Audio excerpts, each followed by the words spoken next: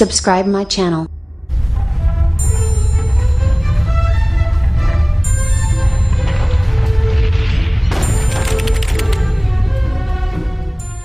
Hello everyone, back to back my channel online preparation Adda. आज हम लेकर आए हैं बाल विकास एवं शिक्षा शास्त्र। प्रीवियस ईयर क्वेश्चन 26 जून 2011 का है। क्वेश्चन नंबर 1, शिक्षा के क्षेत्र में पाठ्यचर्या शब्दावली डैश की ओर संकेत करती है। ऑप्शन ए, शिक्षण पद्धति एवं पढ़ाई जाने वाली विषय वस्तु। 2, विद्यालय का संपूर्ण कार्यक्रम जिसमें विद्यार्थी प्रतिदिन अनुभव प्राप्त करते हैं। 3, मूल्यांकन प्रक्रिया। 4, कक्षा में प्रयुक्त की जाने वाली पाठ्य सामग्री। तो पाठ्यचर्या शब्दावली जो है विद्यालय के विद्यार्थी का संपूर्ण कार्यक्रम है, तो इसका सही जवाब होगा ऑप्शन नंबर 2, विद्यालय का संपूर्ण कार्यक्रम जिसमें विद्यार्थी प्रतिदिन अनुभव प्राप्त करते हैं। अब चलते हैं नेक्स्ट क्वेश्चन की ओर। निचली कक्षाओं में शिक्षण की खेल पद्धति मूल रूप से आधारित है।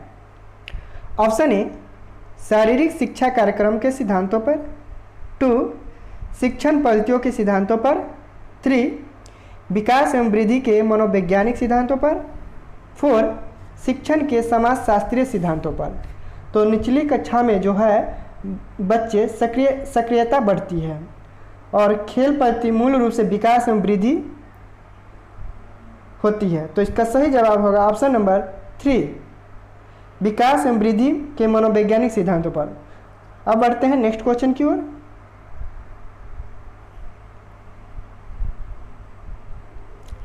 एक बच्चा अतीत की समान परिस्थिति में की गई अनुक्रियाओं के आधार पर नई स्थिति के प्रति अनुक्रिया करता है। यह किससे संबंधित है? ऑप्शन ए, सीखने का सादृश्यता नियम। 2, सीखने का प्रभाव नियम। 3, सीखने की प्रक्रिया का आवृत्ति नियम। 4, सीखने का तत्परता का नियम। तो समान परिस्थिति में जो अनुक्रिया करता है वो ऑप्शन नंबर 2, सीखने का प्रभाव नियम से करता है। तो इसका सही जवाब होगा ऑप्शन नंबर 2। अब नेक्स्ट क्वेश्चन की ओर चलते हैं। डिसलेक्सिया किससे संबंधित है? ऑप्शन ए, मानसिक विकार से। 2, गणितीय विकार से।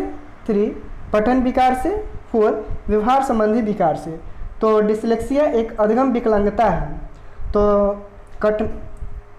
तो इसमें बच्चे का पठन विकार, तो एक डिसलेक्सिया से पठन विकार का संबंधित है। तो इसका सही जवाब होगा ऑप्शन नंबर 3। अब नेक्स्ट क्वेश्चन की ओर चलते हैं। विशेष आवश्यकता वाले बच्चों को शिक्षा उपलब्ध कराई जानी चाहिए। ऑप्शन ए, अनसमान बच्चों के साथ। 2, विशेष विद्यालयों में विशेष बच्चों के लिए विकसित पद्धतियों द्वारा।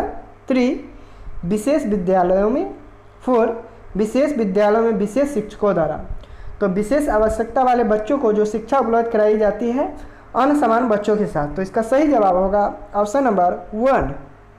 अब नेक्स्ट क्वेश्चन पे चलते हैं। आकलन को उपयोगी और रोचक प्रक्रिया बनाने के लिए डैश के प्रति सचेत होना चाहिए। ऑप्शन ए, अलग अलग विद्यार्थियों में तुलना करना। 2, विद्यार्थियों को बुद्धिमान या औसत शिक्षार्थी की उपाधि देना। 3, शैक्षिक और सह-शैक्षिक क्षेत्रों में विद्यार्थी के सीखने के बारे में जानकारी प्राप्त करने के लिए विविध तरीकों का प्रयोग करना। 4, प्रतिपुष्टि फीडबैक देने के लिए तकनीकी भाषा का प्रयोग करना। तो उपयोगी और रोचक बनाने के लिए विद्यार्थियों को बुद्धिमान या औसत विद्यार्थी को उपाधि देना चाहिए। तो इसका सही जवाब होगा ऑप्शन नंबर 2। अब नेक्स्ट क्वेश्चन की ओर चलते हैं।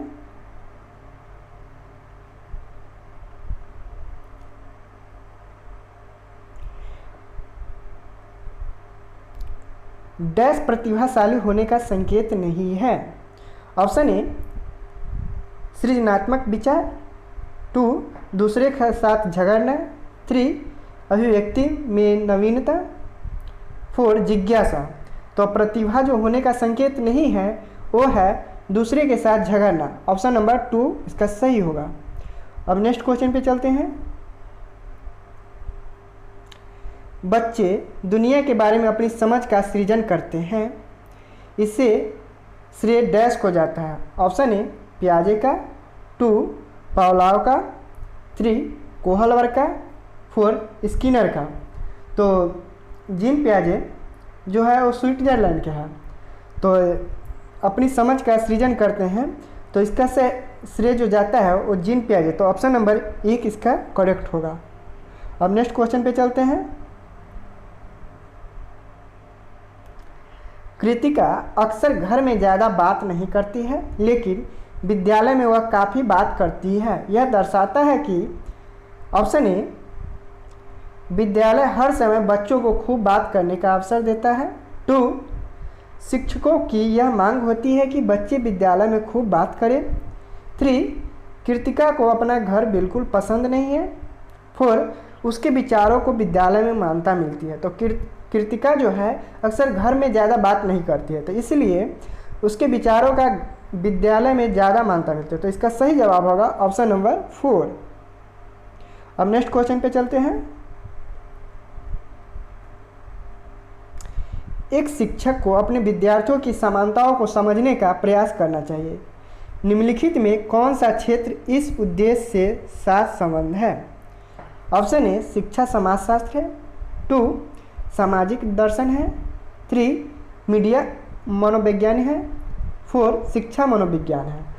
तो एक शिक्षक अपने विद्यार्थी का समझने का प्रयास करता है, तो यह शिक्षा मनोविज्ञान है। तो इसका सही जवाब होगा ऑप्शन नंबर 4। अब नेक्स्ट क्वेश्चन की ओर चलते हैं।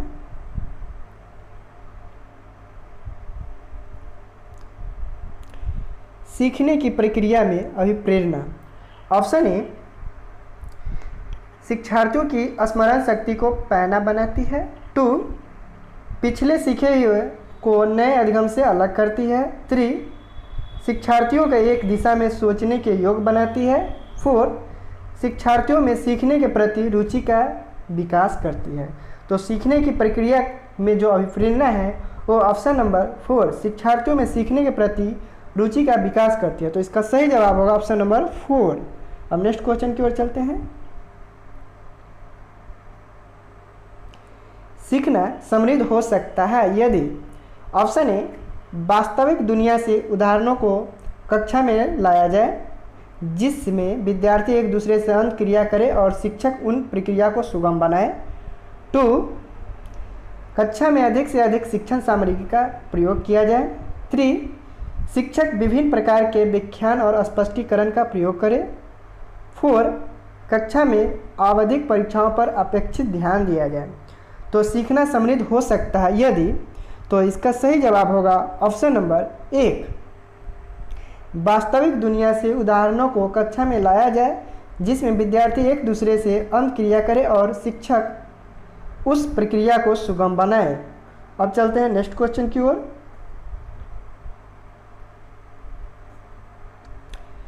निम्न में कौन से कथन सीखने की प्रक्रिया की विशेषता नहीं मानना चाहिए? ऑप्शन ए, शैक्षिक संस्थान ही एकमात्र स्थान है जहां अधिगम प्राप्त होता है। 2, सीखना एक व्यापक प्रक्रिया है। 3, सीखना लक्ष्योन्मुखी होता है। 4, अनधिगम भी सीखने की प्रक्रिया है। तो सीखने की प्रक्रिया की विशेषता नहीं मानना है, तो इसका करेक्ट ऑप्शन होगा ऑप्शन नंबर 1, शैक्षिक संस्थान ही एकमात्र स्थान है जहां अधिगम प्राप्त होता है। अब चलते हैं नेक्स्ट क्वेश्चन की ओर। 5वीं कक्षा के दृष्टिबाधित विद्यार्थी ऑप्शन ए को निचले स्तर के कार्य करने को छूट मिलनी चाहिए। 2, के माता पिता और मित्रों द्वारा उसे दैनिक कार्यों को करने में सहायता की जानी चाहिए। 3, के साथ कक्षा में समान रूप से व्यवहार किया जाना चाहिए और श्रव सीडी के माध्यम से सहायता उपलब्ध कराई जानी चाहिए। 4, के साथ कक्षा में विशेष व्यवहार किया जाना चाहिए। तो 5वीं कक्षा के जो दृष्टिबाधित विद्यार्थी है उसके साथ कक्षा में समान रूप से व्यवहार किया जाना चाहिए और श्रव सीडी के माध्यम से सहायता उपलब्ध कराई जानी चाहिए। तो इसका सही जवाब होगा ऑप्शन नंबर 3। अब चलते हैं नेक्स्ट क्वेश्चन की ओर। प्राथमिक स्तर पर एक शिक्षक में निम्न में से किससे सबसे महत्वपूर्ण विशेषता मानना चाहिए? ऑप्शन ए, पढ़ाने की उत्सुकता। 2, धैर्य और दृढ़ता। 3, शिक्षक पद्धतियों और विषयों के ज्ञान में दक्षता। 4 अति मानक भाषा में पढ़ाने में दक्षता। तो इसका प्राथमिक स्तर पर एक शिक्षक निम्न में से किससे महत्वपूर्ण है? तो प्राथमिक स्तर पर धैर्य और दृढ़ता से होना चाहिए। तो इसका सही जवाब होगा ऑप्शन नंबर 2। अब चलते हैं नेक्स्ट क्वेश्चन की ओर। वह अवस्था जब बच्चा तार्किक रूप से वस्तुओं व घटनाओं के विषय में चिंतित प्रारंभ करता है। ऑप्शन ए संवेदी प्रेरक अवस्था। 2 औपचारिक सक्रियात्मक अवस्था। 3 पूर्व संक्रियात्मक अवस्था। 4 मूर्त संक्रियात्मक अवस्था। तो तार्किक रूप से वस्तुओं और घटनाओं के विषय में बच्चा चिंतन करने लगता है, तो वो जो होता है मूर्त संक्रियात्मक अवस्था में होता है। तो इसका सही जवाब होगा ऑप्शन नंबर 4। अब चलते हैं नेक्स्ट क्वेश्चन की ओर। एक शिक्षक अपने लोकतांत्रिक स्वभाव के कारण विद्यार्थियों को पूरी कक्षा में कहीं भी बैठने की अनुमति देता है। कुछ शिक्षार्थी एक साथ बैठते हैं और चर्चा करते हैं या सामूहिक पठन करते हैं। कुछ चुपचाप बैठकर अपने आप पढ़ते हैं। एक अभिभावक को यह पसंद नहीं आता है। इस स्थिति में निपटने का निम्न में से कौन सा तरीका सबसे बेहतर हो सकता है? ऑप्शन ए अभिभावकों को प्रधानाचार्य से शिक्षक की शिकायत करनी चाहिए। 2 अभिभावकों को प्रधानाचार्य से अनुरोध करना चाहिए कि वे उनके बच्चे का अनुभाग बदल दें। 3 अभिभावकों को शिक्षक पर विश्वास व्यक्त करना चाहिए और शिक्षक के साथ समस्या पर चर्चा करनी चाहिए। 4 अभिभावकों को उस विद्यालय से अपने बच्चों को निकाल लेना चाहिए। तो इस क्वेश्चन में जो है एक शिक्षिका अपने लोकतांत्रिक को पूरी कक्षा में कहीं भी बैठने की अनुमति देता है। तो इसका सही जवाब होगा ऑप्शन नंबर 3। अभिभावक को शिक्षक पर विश्वास व्यक्त करना चाहिए और शिक्षक के साथ समस्या पर चर्चा करना चाहिए। अब चलते हैं नेक्स्ट क्वेश्चन की ओर।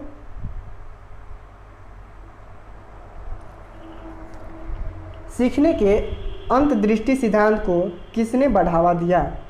ऑप्शन ए गेस्टाल्ट सिद्धांतवादी। बी पाओला। 3 जीन पियाजे। 4 वाइगोस्की। तो अंतर्दृष्टि जो सिद्धांत है वो गेस्टाल्टवादी सिद्धांतवादी है। तो इसका सही जवाब होगा ऑप्शन नंबर 1। अब चलते हैं नेक्स्ट क्वेश्चन की ओर। बच्चों के बौद्धिक विकास की 4 विशिष्ट अवस्थाओं की पहचान की गई है। Option A Kohlberg. B Erikson द्वारा। 3 स्किनर द्वारा। 4 पियाजे द्वारा। तो बच्चे के बौद्धिक विकास की 4 विशिष्ट अवस्थाओं की पहचान मनोवैज्ञानिक जीन पियाजे ने की है। तो इसका सही जवाब होगा ऑप्शन नंबर 4। अब चलते हैं नेक्स्ट क्वेश्चन की ओर। निम्नलिखित में से किस अवस्था में बच्चे अपने समवयस्क समूह के सक्रिय सदस्य हो जाते हैं? ऑप्शन ए किशोरावस्था। 2 प्रौढ़ावस्था। 3 पूर्व बाल्यावस्था। 4 बाल्यावस्था।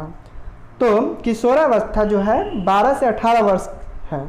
तो अपने व्यक्ति समूह में सक्रिय सदस्य बन जाता है। तो इसका सही जवाब होगा ऑप्शन नंबर 1 किशोरावस्था में। अब चलते हैं नेक्स्ट क्वेश्चन की ओर। बच्चों की सीखने की प्रक्रिया में माता पिता को डैश की भूमिका निभानी चाहिए। ऑप्शन ए नकारात्मक। 2 अग्रोन्मुखी। 3 सहानुभूतिपूर्ण। 4 तटस्थ। तो माता पिता को बच्चे के सीखने की प्रक्रिया में अग्रोन्मुखी भूमिका निभाना चाहिए। तो इसका सही जवाब होगा ऑप्शन नंबर 2। अब चलते हैं नेक्स्ट क्वेश्चन की ओर। विकास कभी न समाप्त होने वाली प्रक्रिया है, यह विचार किससे संबंधित है? ऑप्शन ए अंत संबंध का सिद्धांत। 2 निरंतरता का सिद्धांत। 3 एकीकरण का सिद्धांत। 4 अंत क्रिया का सिद्धांत।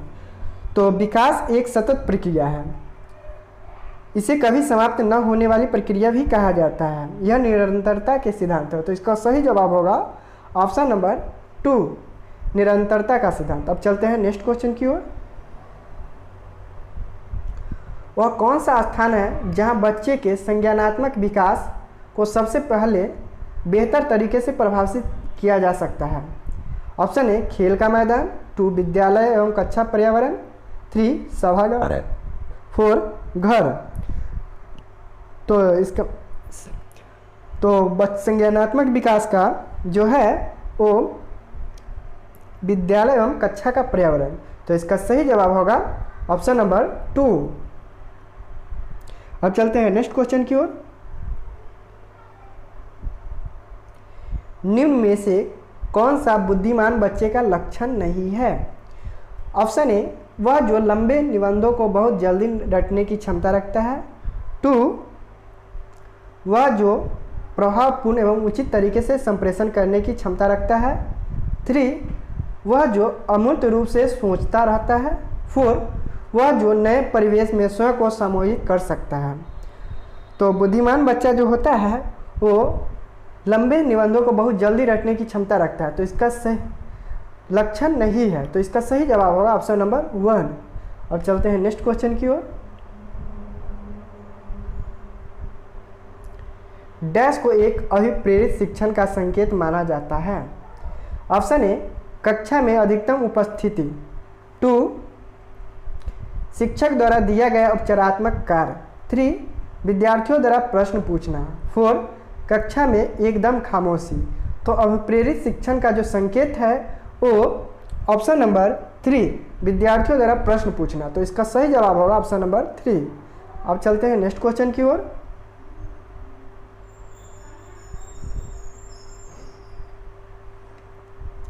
निम्न में से कौन सा बच्चे की सामाजिक मनोवैज्ञानिक आवश्यकताओं के साथ संबंध नहीं है? ऑप्शन ए सामाजिक अनुमोदन अथवा सराहना की आवश्यकता, 2 संवेगात्मक सुरक्षा की आवश्यकता, 3 शरीर से अपशिष्ट पदार्थों का नियमित रूप से बाहर निकलना, 4 सानिध्य संगीत की आवश्यकता। तो शरीर से अपशिष्ट पदार्थ का नियमित रूप से बाहर निकलने का संबंध बच्चों की शारीरिक आवश्यकताओं से है। तो इसका सही जवाब होगा ऑप्शन नंबर 3। अब चलते हैं नेक्स्ट क्वेश्चन की ओर। मन का मानचित्रण संबंधित है? ऑप्शन ए बोध समझ बढ़ाने की तकनीक से, 2 साहसिक कार्यों की क्रिया योजना से, 3 मन का चित्र बनाने से, 4 मन की क्रियाशीलता पर अनुसंधान से। तो इसका सही जवाब होगा ऑप्शन नंबर 4 मन की क्रियाशीलता व अनुसंधान से। तो इसका ऑप्शन नंबर 4। अब चलते हैं नेक्स्ट क्वेश्चन की ओर। विशेष रूप से प्राथमिक स्तर पर विद्यार्थियों की सीखने से संबंधित समस्याओं को संबोधित करने का सबसे बेहतर तरीका है? ऑप्शन ए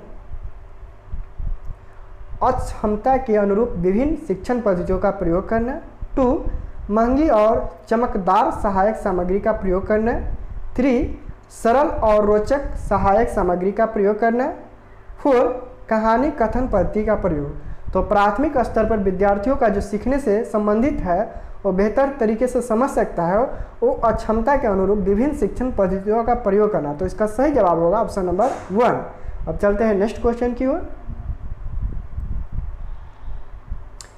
जीन पियाजे के अनुसार निम्नलिखित में से कौन सी अवस्था में बच्चा अमूर्त कल्पनाओं के विषय में तार्किक चिंतन करना आरंभ करता है?